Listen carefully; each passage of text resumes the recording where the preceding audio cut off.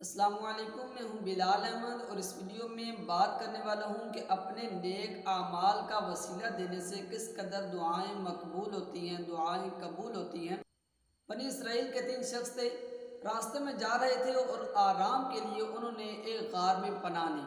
جب غار میں گئے تو غار کا منہ ایک چٹان، ایک بڑے پتھر سے بند ہو گیا۔ اب انہیں موت نظر آنے لگی کہ یہ اتنا بڑا پتھر کیسے ہٹے گا، اگر نہ ہٹا تو ہم اس کے اندر ہی مر جائیں گے۔ تو اب تینوں نے سوچا کہ کیا کیا جائے، ہمارے زور سے تو یہ کھلنے سے رہا۔ تو ایک نے مشورہ دیا کہ ایسا کرتے ہیں کہ اگر زندگی میں ہم نے کوئی اچھا کام کیا ہے تو اس کام کا وسیلہ دیتے ہیں، ہو سکتا ہے ہماری دعا قبول ہو جائے اور یہ غار کا منہ کھل جائے۔ تو ایک شخص نے کہا کہ یا اللہ، تو جانتا ہے کہ میرے والدین بوڑھے ہو چکے تھے، بڑھاپے کی عمر کو پہنچ چکے تھے، میں بکریاں چراتا تھا اور جب شام کو گھر واپس آتا تو بکریوں کا دودھ نکال کر سب سے پہلے اپنے والدین کو دیتا۔ جب والدین پی لیتے اس کے بعد پھر اپنے بیوی بچوں کو پلاتا۔ ایک دن میں رات کو کافی دیر سے گھر پہنچا، دیر ہوگی مجھے، تو جب میں گھر پہنچا بکریوں کا دودھ نکالا تو دیکھا میرے والدین سو چکے تھے۔ میں نے کہا کہ یہ نہیں ہو سکتا کہ میں اپنے والدین کو بعد میں دوں اور اپنے بیوی بچوں کو پہلے دے دوں۔ تو میں اس انتظار میں دودھ لے کر ان کے پاس کھڑا رہا کہ ہو سکتا ہے ابھی اٹھیں اور میں نے دودھ پلاؤں۔ تو اسی طرح میرے ساری رات گزر گئی اور میرے والدین صبح اٹھے اور میں نے انہیں دودھ پیش کیا کہ یا اللہ، اگر میں نے یہ تیری بارگاہ میں تیرے لیے یہ کام کیا اور تو نے اسے قبول فرمایا تو اس چٹان کو ہٹا دے۔ تو اللہ پاک نے اس کی دعا سنی اور چٹان تھوڑی سی ہٹ گئی، لیکن ابھی اتنی نہ ہٹی تھی کہ اس سے یہ نکل سکتے، گزر سکتے، باہر جا سکتے۔ تو دوسرے شخص نے دعا کی کہ یا اللہ پاک، میری ایک چچا زاد بہن تھی کہ جو بہت ہی حسین و جمیل اور خوبصورت خاتون تھی اور میں اس کے ساتھ غلط ارادہ رکھتا تھا۔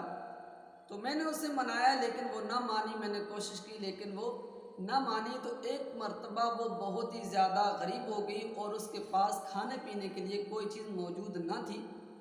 تو وہ اس پریشانی کی حالت میں میرے پاس آئی اور اس نے مجھے کہا کہ مجھے کچھ درہم و دینار چاہیے۔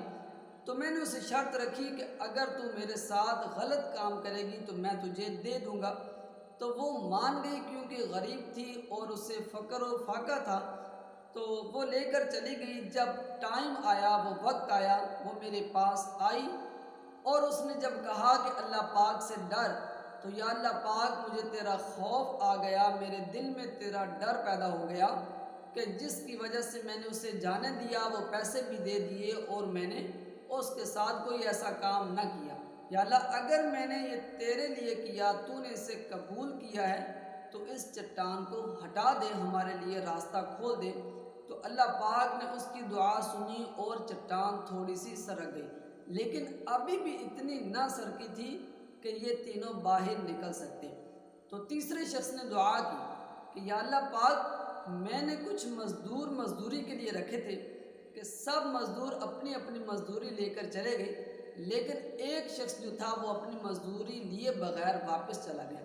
تو میں نے اس کی مزدوری سے جانور خریدے اور اسے چرانے لگا اور کرتے کرتے کرتے وہ میرے پاس بہت ہی زیادہ مال مویشی، جانور، بھیڑ بکریاں وغیرہ اکٹھے ہو گئے۔ کئی سالوں کے بعد وہ شخص میرے پاس آیا اور کہنے لگا کہ میں نے تیرے پاس مزدوری کی تھی اور میری وہ مزدوری مجھے لوٹا دے۔